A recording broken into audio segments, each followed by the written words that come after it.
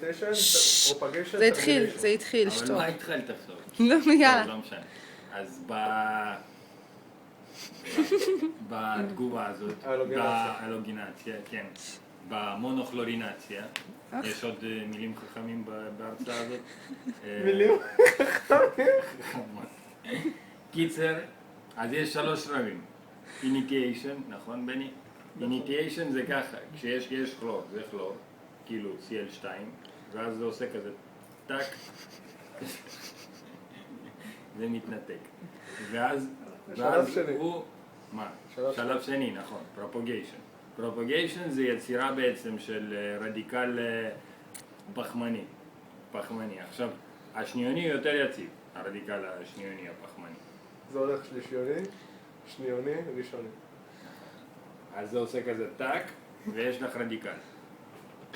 טק, וזה... טוב, זה כבר מה השלב השלישי? טרמיניישן. אז בטרמיניישן יש לך את הרדיקל, יש לך את הזין הזה שפה, ויש לך את הדברים האלה. ואז זה, או שזה כזה טק, ואז יש לנו...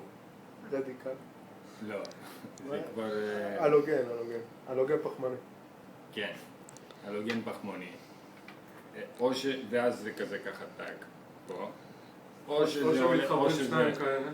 שמתחברים שניים עם ענקים כאלה, או שזה הולך חזרה ככה. או שחוזר ככה. כן. סבבה? אז מה זה הלוגינציה? הלוגינציה זה ככה. לא, מה זה שבירה הומוליטית? טק. שבירה הומוליטית זה השלב הזה. ראשון. שזה ככה, ואז זה טק. זה שבירה הומוליטית.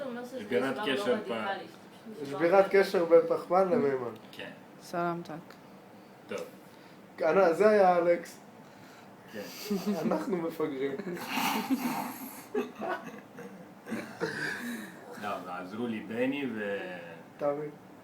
אתה לא זוכר עדיין. איזה נבלה. לא, אני חשבתי על מעיין, כאילו להגיד שמעיין גם.